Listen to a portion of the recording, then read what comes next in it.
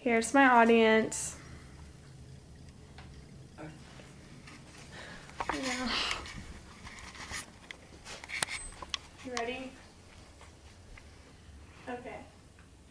So, I'm sure that everybody in this room has been sick at one point in their lives. Maybe you had strep throat or the flu. I mean, I don't know, but I'm going to ask you this question. Did you choose to be sick? No, of course not. You didn't choose to be sick. That's ridiculous to think. You just probably encountered someone who was sick, got some germs, then you're sick. But today I'm here to talk about anorexia and bulimia. And some people think that this is a lifestyle choice, and they're not illnesses like strep throat or the flu might be, but it's something you choose. And I'm here to say that that statement is false. And anorexia and bulimia are not lifestyle choices, but they are mental illnesses. And there's biological, historical, and personal stories that prove this. So, to begin, there are many biological evidence and scientific research claims that prove that anorexia and bulimia are mental illnesses. But first, I would like to define a mental illness. So, according to dictionary.com, a mental illness is any various conditions characterized by impairment of an individual's normal cognitive, emotional, or behavioral functioning and caused by psychological, biochemical, social, or genetic factors. So I realize that was a long, kind of fancy definition that you guys are probably confused by, but I'm going to make this a little bit easier using an analogy. So if you have cancer, if somebody has cancer, they don't wake up one day and are like, man, I really want cancer, and then they magically get it. Obviously it doesn't work that way.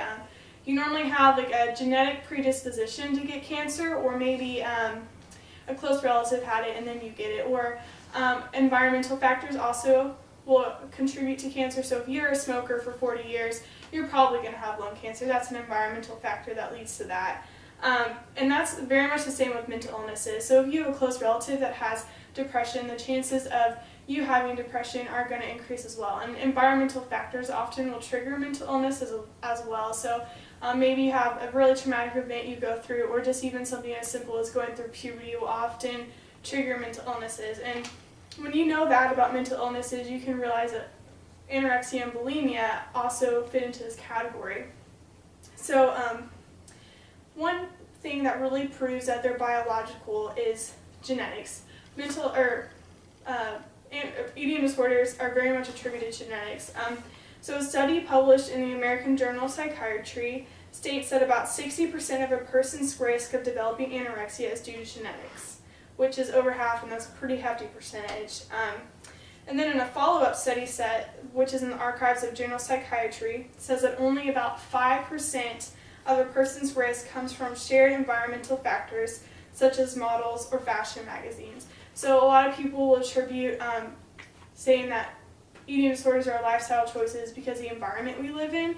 And even if you use that argument, only 5% of the time that even has anything to do with eating disorders. And in addition to genetics, chemical imbalances in the brain can be attributed to eating disorders. And according to the National Association of Mental Illnesses, chemicals in the brain, specifically the neurotransmitters norepinephrine and serotonin, are not functioning optimally in patients with anorexia, and this also worsens in situations of malnutrition and starvation, which obviously if you have an eating disorder, you're in that situation, and so it just becomes this vicious cycle for people who have eating disorders.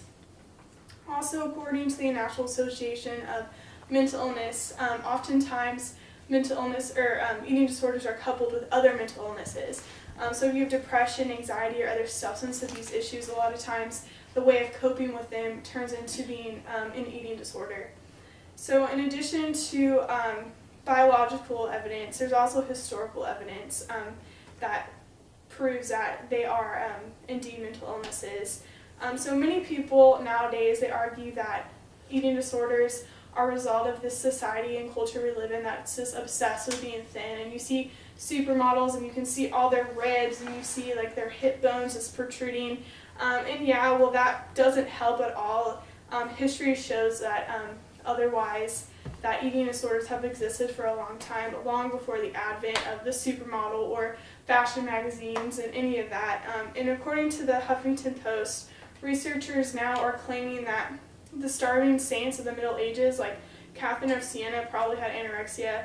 And also there's accounts in ancient history where wealthy Romans would force themselves to vomit during meals so they can make room in their stomach for another course. And obviously in the Middle Ages they didn't have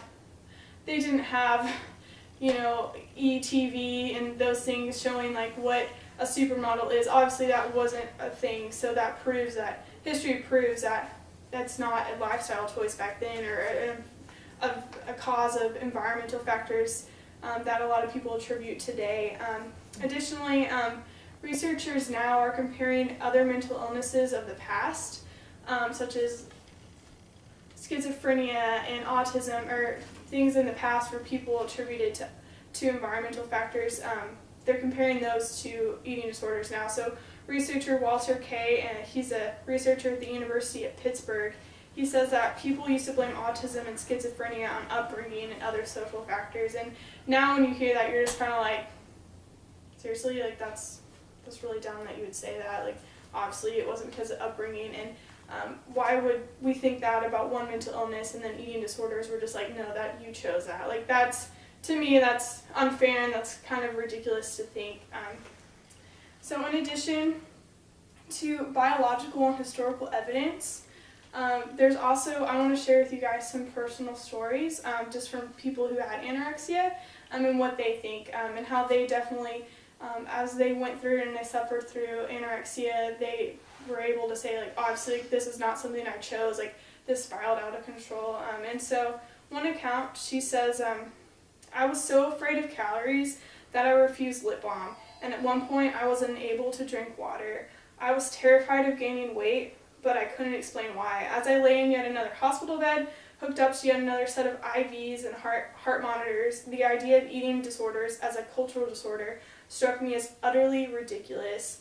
And then she goes on to say that I didn't read fashion magazines, and altering my appearance wasn't what drove me to start restricting my food intake. I just wanted to feel better. And so she says in this account that she had no control. She couldn't explain why she was doing the things she was doing. And she says, she couldn't fix herself by herself. Just like if you're sick and you have the flu, like you have to go to the doctor to get better, or you have strep throat, you have to go to the doctor to get better. That's the same with an eating disorder. You can't fix it on your own, or else because you aren't in control. And another anorexia survivor, she says that when you frame it as a lifestyle choice, it gives the sufferer the false sense of control, and that they can stop it whenever they want. But the truth of the matter is, it's this addiction that they can't explain really, and they can't really control. And ultimately, if you don't get help, they die. Like your body you starve to death. And so it's really important that we recognize it as a mental illness, so people will see it as something they need to get help for. So in conclusion, eating disorder are caused by a complex interplay of genetics, biology, and our environment. But overall, they are mental illnesses that should not be taken lightly. And 20 years from now, I really believe that people are going to look back and say, it was just like we did with autism, just like we did with schizophrenia, that it was ridiculous to think that it was social factors and not physical. But I challenge you guys today to not wait 20 years to think this, and just to change your thinking now, and just to recognize eating disorders as mental illnesses and not lifestyle choices.